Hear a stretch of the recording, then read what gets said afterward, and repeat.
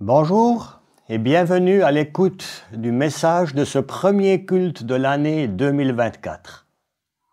Soyons attentifs à la voix de Dieu en ce début d'année pour que nous puissions comprendre son plan à notre égard, comprendre ce que Dieu veut pour nous, pour cette nouvelle année qui commence. Je vous invite à la prière. Seigneur, nous te louons, nous te remercions parce que nous avons ce privilège de nous adresser à toi. Pour cette nouvelle année qui commence, Seigneur, nous avons besoin que tu nous guides, que tu nous inspires, que tu nous protèges, que tu sois avec nous, Seigneur. Tu l'as promis et nous voulons te faire confiance. Aide-nous à être toujours attentifs à ta voix, attentifs aux signaux que tu nous transmets. Aide-nous à discerner ta volonté. Et Seigneur, merci parce que c'est toi qui es venu donner à nos vies cette perspective éternelle. Merci de pouvoir lever en tout temps les regards vers toi et nous réjouir toujours parce que ton retour est proche. Que ton nom soit loué et glorifié. Amen.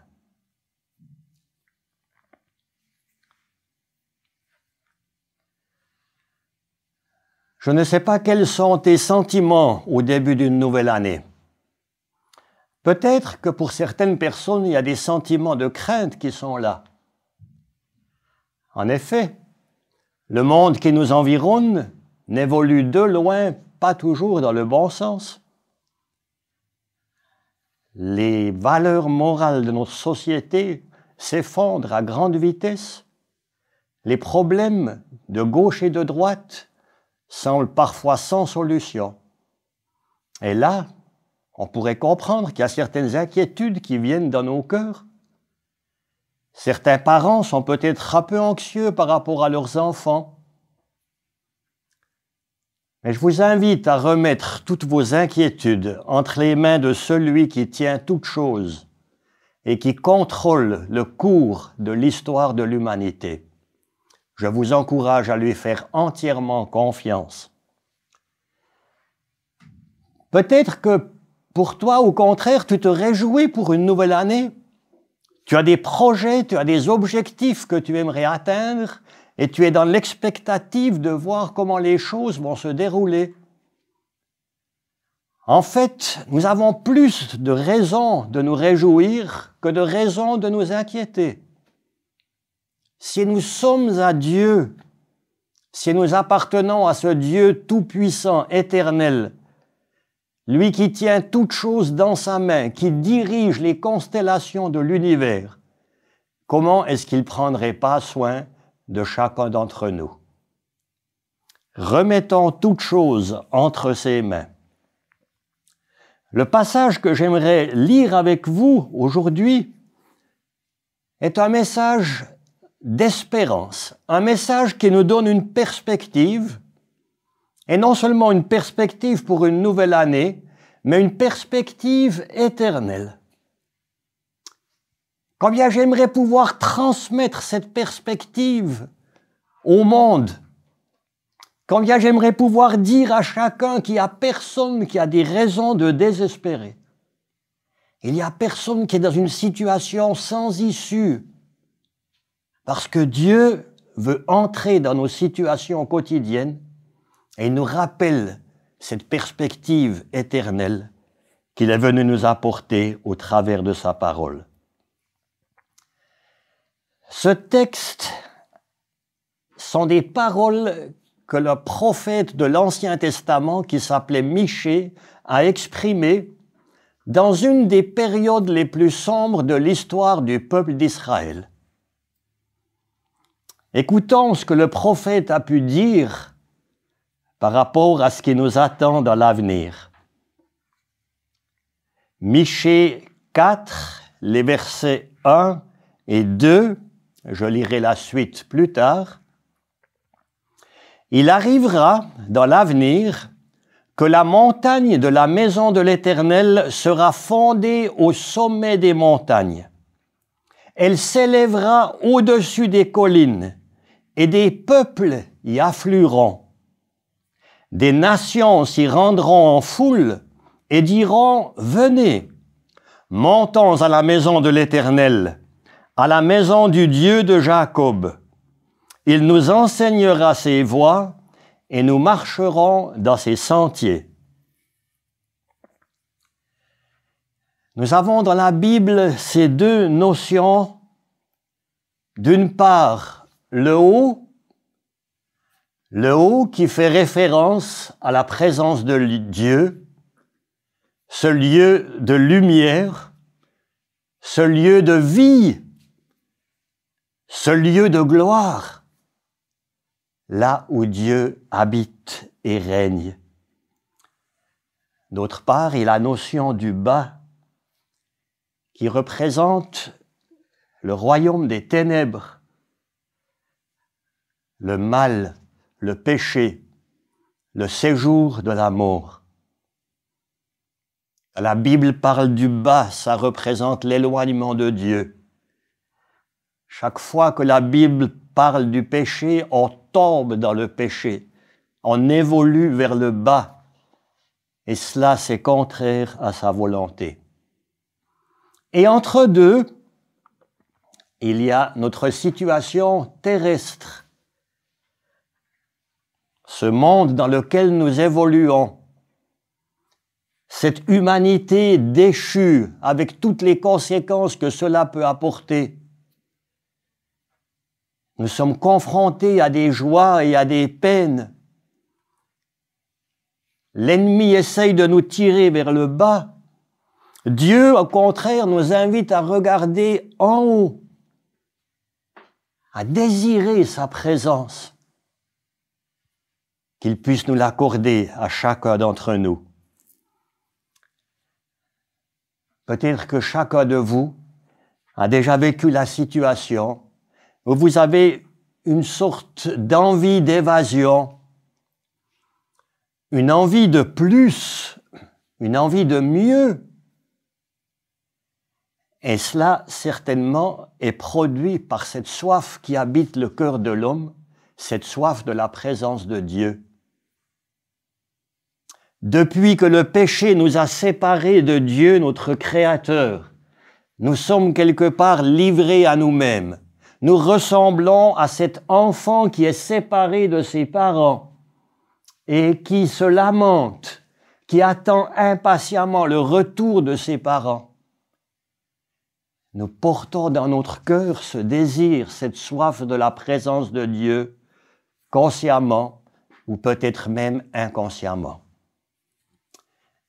Ma prière est que Dieu puisse produire cela en nous, n'est-ce pas? Que nous ayons soif de la présence de Dieu, que nous ayons soif de le rencontrer dans nos situations terrestres, où nous faisons face aussi à l'épreuve et aux difficultés. Parfois, nous soupirons dans ce monde. L'apôtre Paul, dans l'Épître aux Romains, au chapitre 8, nous dit que la création entière soupire les douleurs de l'enfantement. Elle attend l'adoption, la délivrance de cette situation terrestre. Si la création soupire, combien plus nous, ses enfants, nous soupirons. Nous aspirons à la présence de Dieu. Le premier verset que je viens de lire nous parle de cette maison de l'Éternel, cette maison qui représente le lieu de sa présence. Bien que Dieu soit partout, qu'il remplisse l'univers, il est omniprésent. La maison de l'Éternel représente sa présence d'une manière toute particulière. Lorsque nous nous rendons à la maison de Dieu, lorsque nous nous réunissons avec d'autres croyants, nous vivons ce privilège d'être d'une manière particulière dans la présence de Dieu. Dans l'Ancien Testament, nous avons des récits qui nous montrent comme le peuple de Dieu se rendait dans la maison de l'Éternel. Dieu avait instauré des fêtes, et lorsque ces fêtes arrivaient, le peuple de Dieu se rendait à la maison de l'Éternel. Et Dieu se rendait à la maison de l'Éternel. Et fait marquant, lorsque ce peuple se déplaçait pour se rendre à la maison de l'Éternel, il chantait déjà en route. Il se réjouissait d'aller dans la maison de Dieu. J'ai de la joie, disait le psalmiste, quand on me dit « Allons à la maison de l'Éternel ». Nous avons dans le livre des psaumes, depuis le psaume 120 au psaume 134, cette attribution qui est indiquée, cantique des degrés ou chant des montées. Alors on peut s'imaginer ce peuple d'Israël qui arrivait vers le temple de Dieu, qui montait les marches qui conduisaient à la maison de Dieu, qui chantait et se réjouissait tellement d'arriver maintenant dans ce lieu de la présence de Dieu. Quelle merveilleuse expérience! Et si pour cette nouvelle année, ce serait notre sujet de prière, Seigneur, aide-moi à vivre ta présence de manière plus intense. Que le dimanche, quand je vais au culte, je sois comme ce peuple d'Israël qui est dans la joie, qui se réjouit de rencontrer Dieu dans sa maison, qui est à l'écoute de sa voix et qui veut le rencontrer. Il arrivera dans l'avenir que la montagne de la maison de l'Éternel sera fondée au sommet des montagnes. Elle s'élèvera au-dessus des collines et des peuples y afflueront. C'est peut-être en référence à ces versets que souvent les églises ont été construites sur des collines et qu'il y a encore un escalier qui conduit à cette église, à cette maison où Dieu habite. Mais beaucoup plus, je vois dans le sens de ce verset que Dieu veut nous instruire et nous dire que sa présence est bien au-dessus de notre humanité. Dieu nous dit qui il est.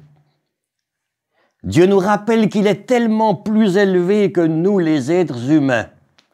Cette maison de l'Éternel qui s'élève au sommet, qui est au-dessus des collines, qui est au-dessus de nos difficultés, mais qui est aussi au-dessus de notre petite raison humaine.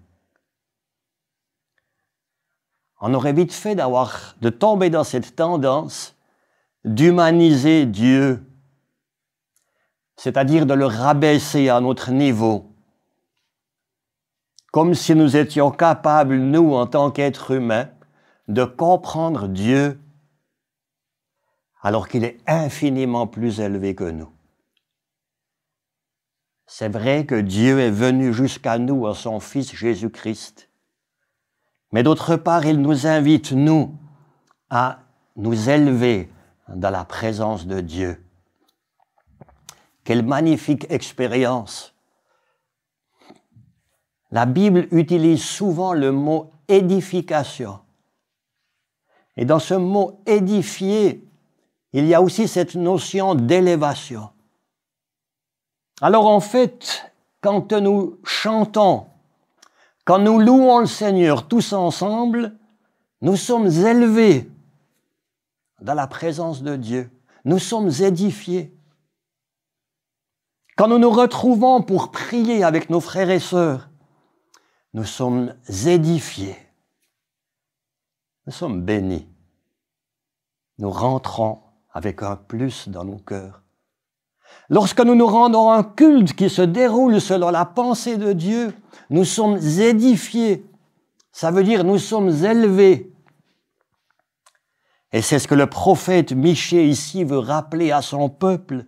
Dieu est tellement au-dessus de nous. Alors prenons à cœur de chercher sa présence toujours. Dans mes jeunes années, on avait un petit refrain qui fait aussi référence à ces versets.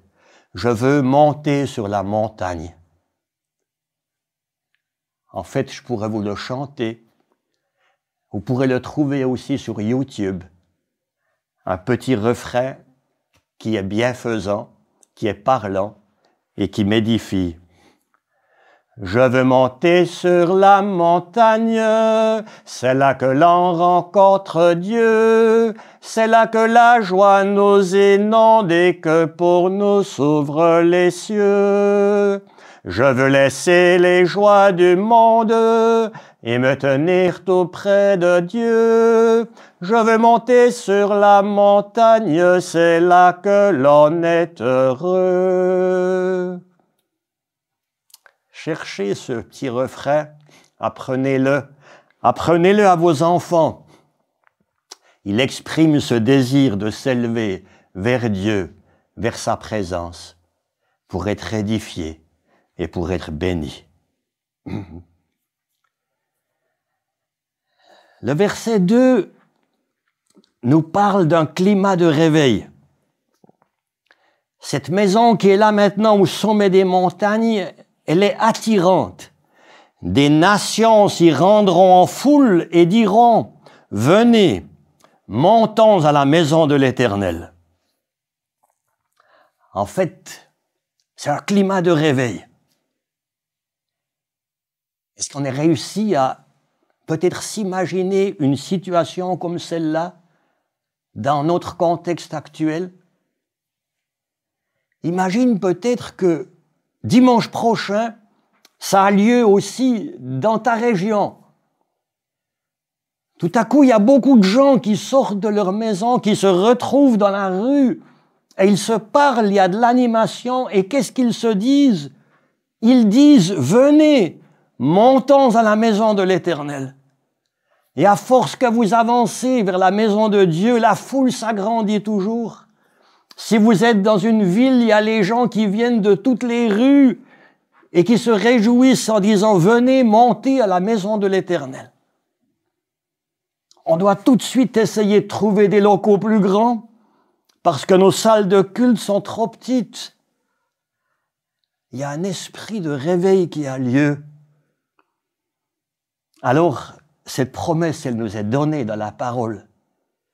Et je suis persuadé que si nous cherchons Dieu, si nous lui demandons de se révéler à nous, il peut nous accorder encore ce climat nouveau, cette ambiance de réveil.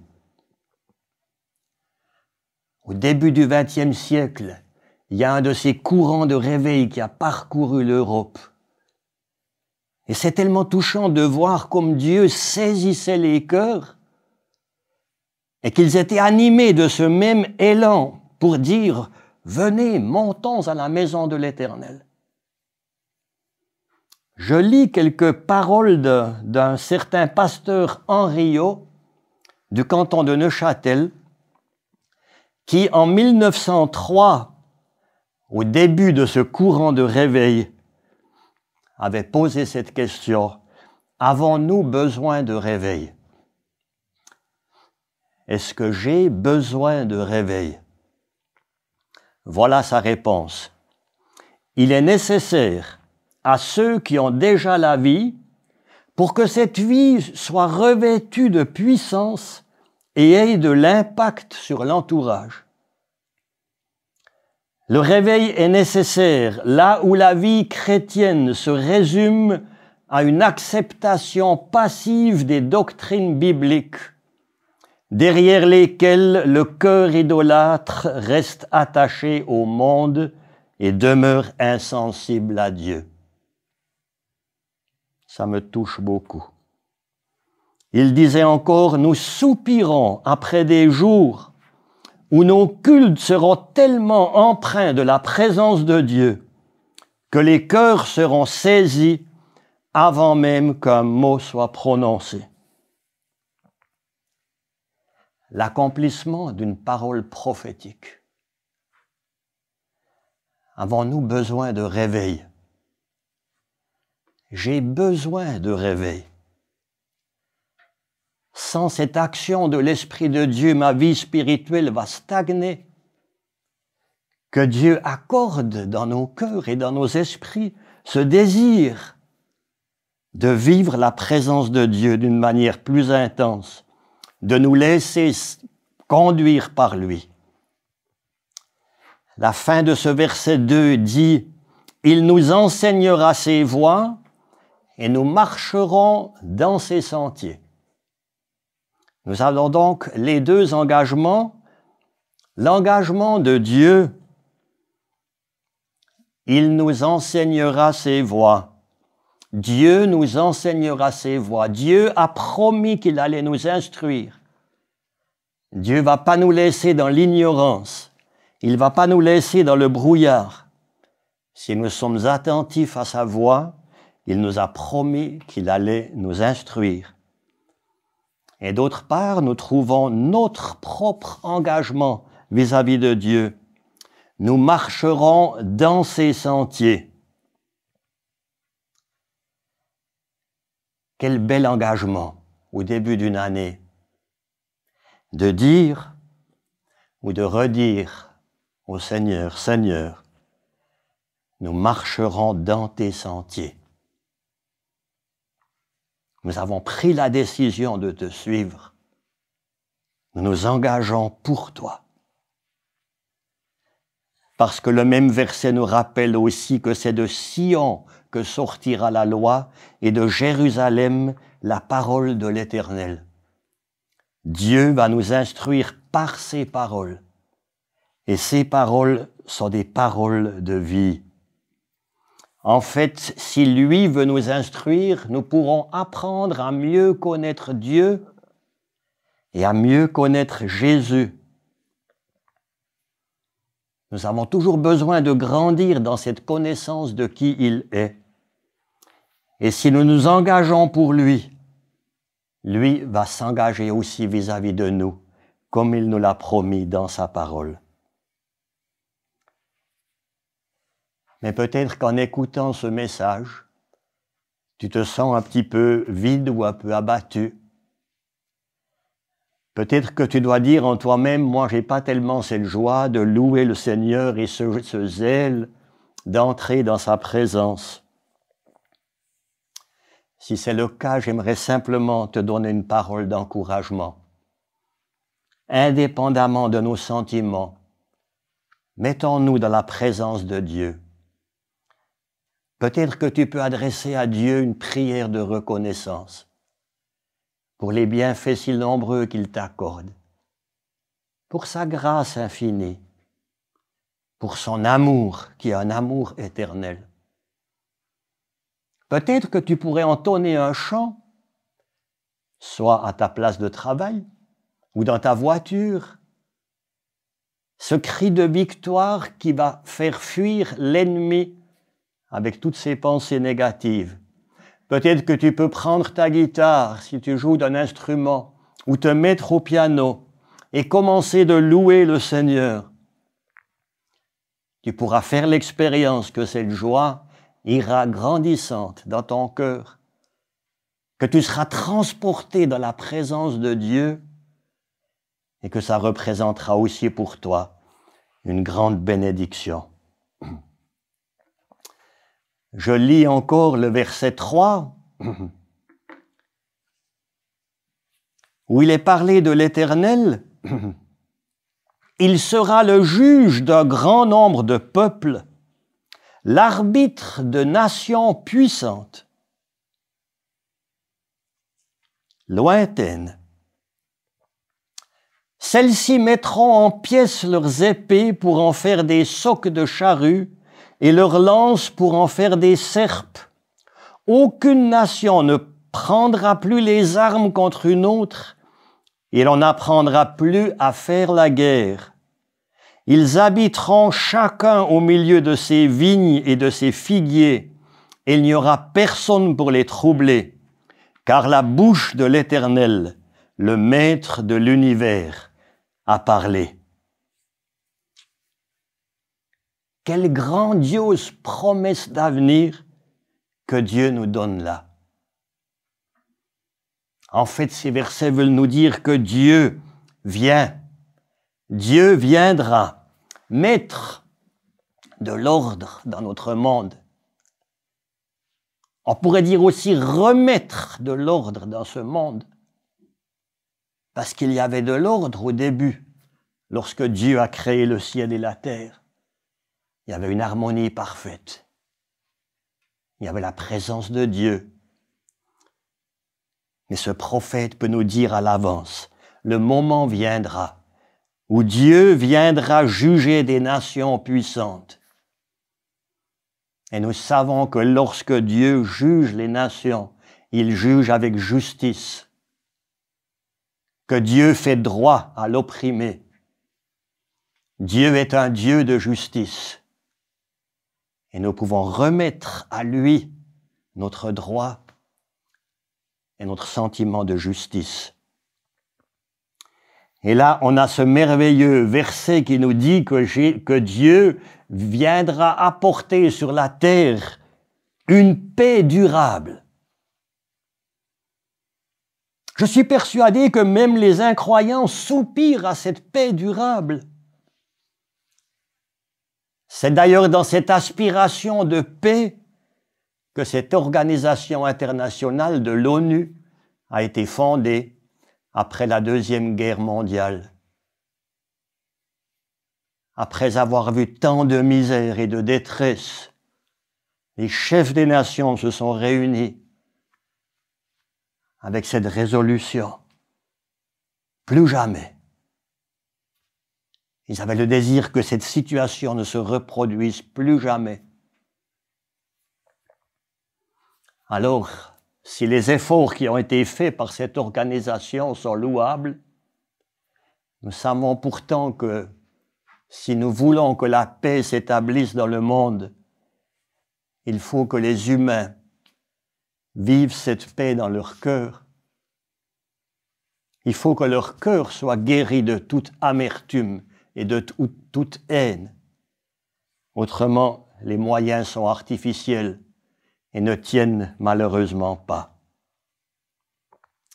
Mais je me suis réjoui de cette magnifique promesse que Michée nous donne ici, que les nations mettront en pièces leurs épées pour en faire des socs de charrues et leurs lances pour en faire des serpes.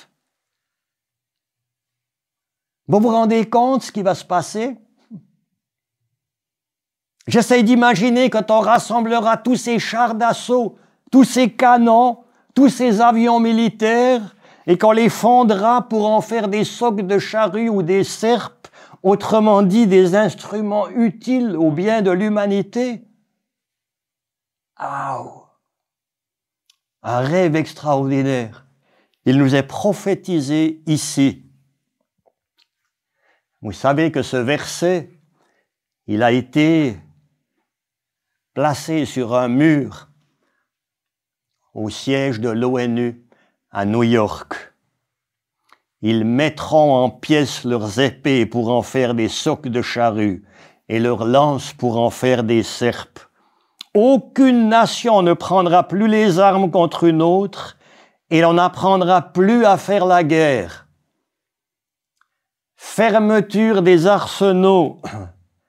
La paix est établie sur la terre et cela définitivement. Je pense que cette prophétie se rapporte au règne de 1000 ans qui nous est promis dans l'Apocalypse, où Christ viendra régner sur cette terre. Il se rapporte aussi à la situation qui nous est enseignée dans l'Apocalypse, où Dieu créera un nouveau ciel et une nouvelle terre, où la justice habitera. Et en fait, c'est comme un retour en Adam. C'est un retour aux origines. C'est un retour au plan de Dieu pour l'humanité. Le plan original de Dieu pour l'humanité, c'était que les êtres humains puissent vivre heureux, qu'ils puissent vivre dans la paix, surtout qu'ils puissent vivre dans la présence de Dieu, qui est la source de la joie, de la paix et de l'amour. Malheureusement, le péché nous a tellement éloignés de cette volonté, de cet idéal de Dieu. Mais ici, nous trouvons dans cette prophétie l'accomplissement. de ce plan de Dieu. Chers auditeurs, quelle merveilleuse perspective nous avons devant nous. Dieu nous a donné des promesses. Et s'il ne nous a pas promis une vie sans difficulté, il nous a promis que nos difficultés allaient un jour prendre fin et que nous arriverons un jour dans cet état de paix parfaite et d'harmonie. Ils habiteront chacun au milieu de ses vignes et de ses figuiers, et il n'y aura personne pour les troubler. Quelle merveille! Quel magnifique lieu de paix! Si nous avons abandonné notre Seigneur, nous avons une perspective si lumineuse devant nous et glorieuse. Est-ce que nous avons encore des raisons de baisser la tête, de nous laisser ronger par l'inquiétude? Ou est-ce que nous voulons nous exercer dans la confiance en Dieu, nous exercer dans la joie en lui, chercher sa présence, témoigner de sa parole, de ce qu'il a fait dans nos vies et de ce qu'il aimerait faire dans la vie de tous ceux qui s'attendent à lui? Demain ne nous appartient pas. Nous ne savons pas ce qu'une nouvelle année peut nous apporter encore. Peut-être que ça pourra signifier aussi que, avant d'atteindre ce lieu de paix parfait, nous aurons encore à passer par certaines épreuves, certaines difficultés, des situations terrestres qu'on pourrait très bien comparer avec un tunnel. Vous savez, ici en Suisse, on est habitué aux tunnels, on a beaucoup de tunnels. On est un peu fiers d'avoir le plus long tunnel ferroviaire du monde. Mais s'il fallait traverser ce tunnel à pied, ça serait bien fastidieux. Heureusement, il y a un autre moyen de traverser ce tunnel, c'est de s'asseoir dans un train bien confortable, d'attendre quelques minutes et d'arriver à l'autre bout du tunnel. Il arrive souvent, quand on traverse ce tunnel, qu'on est dans une météo mauvaise du côté nord et qu'en arrivant vers le sud, on se retrouve avec un soleil radieux et un ciel bleu. J'aimerais faire cette comparaison avec notre vie ici-bas sur la terre. Nous avons peut-être encore des tunnels à traverser, mais, chers amis, réjouissons-nous. Le tunnel a une fin. Déjà, la lumière, lui, au bout du tunnel. Dieu nous promet une perspective, une issue à notre vie ici-bas qui est empreinte de difficultés et d'incompréhension. J'aimerais vous encourager pour la traversée de ce tunnel. Pensez toujours à la sortie. Pensez à ce que Dieu a préparé pour nous. L'essentiel, c'est que nous puissions dans nos vies toujours comprendre le but final de Dieu. La finalité, elle n'est pas ici-bas sur cette terre. Le but final de Dieu, c'est qu'on puisse être un jour dans sa présence. C'est qu'on puisse jouir de sa gloire. Et si nous ne savons pas où le chemin de 2024 va nous conduire, nous avons pourtant, sur la base de ces versets, la certitude que le plan final de Dieu va s'accomplir dans nos vies si Christ, si Dieu nous conduit. Appuyons-nous donc toujours sur les promesses de Dieu pour avoir cette perspective assurée. Je lis encore le verset 5 de ce chapitre 4. Tous les peuples marchent, chacun au nom de son Dieu. Mais nous marcherons au nom de l'Éternel, notre Dieu, pour toujours et à perpétuité. Ce verset nous montre bien que le peuple de Dieu se distingue des autres. Nous vivons dans un monde qui est rempli d'idoles, rempli de faux dieux. Et beaucoup trop de personnes sont en train de courir après ces idoles et ces faux dieux qui laissent finalement le cœur vide. Est-ce que nous voulons nous joindre aussi à cette affirmation du verset 5 et dire tous ensemble, avec foi et avec confiance en Dieu, nous marcherons au nom de l'Éternel, notre Dieu. Pour cette nouvelle année, nous voulons renouveler notre engagement vis-à-vis de lui. Seigneur, nous avons le désir de marcher dans tes voies. Aide-nous à marcher à ta gloire. Que notre vie te glorifie. Que notre vie te soit utile. Que tu puisses nous utiliser comme des instruments à ton service pour prendre avec nous encore d'autres personnes dans ce lieu de perfection et de gloire que tu as préparé pour nous. Je vous invite à la prière. Seigneur, nous te remercions parce que tu transformes les vies, tu transformes les cœurs. Merci parce que tu donnes à notre existence ici-bas une perspective, et une perspective glorieuse, une perspective éternelle, un avenir assuré, un lieu de paix, d'amour et de joie. Quelle grâce, Seigneur, de te connaître, quelle grâce de t'avoir pu remettre nos vies. Et Seigneur, nous demandons pour cette nouvelle année que nous puissions vivre et rechercher d'une manière toute nouvelle ta présence dans nos vies personnelles, dans nos familles et dans nos églises. Je prie que nos cultes soient nouvellement empreints de ta présence, que les cœurs soient édifiés, que les cœurs soient élevés vers toi, que nous soyons bénis et enrichis par toi, et que notre témoignage soit crédible dans notre entourage et puisse porter du fruit.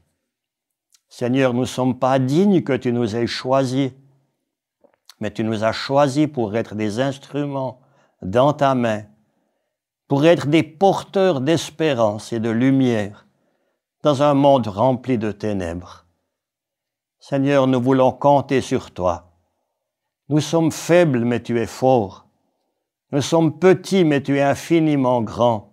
Nous sommes limités, mais toi, tu es un Dieu infini, sans limite. C'est pourquoi nous voulons placer notre confiance en toi. Merci pour de telles promesses. Merci de pouvoir regarder de l'avant, avec joie, avec foi et avec courage.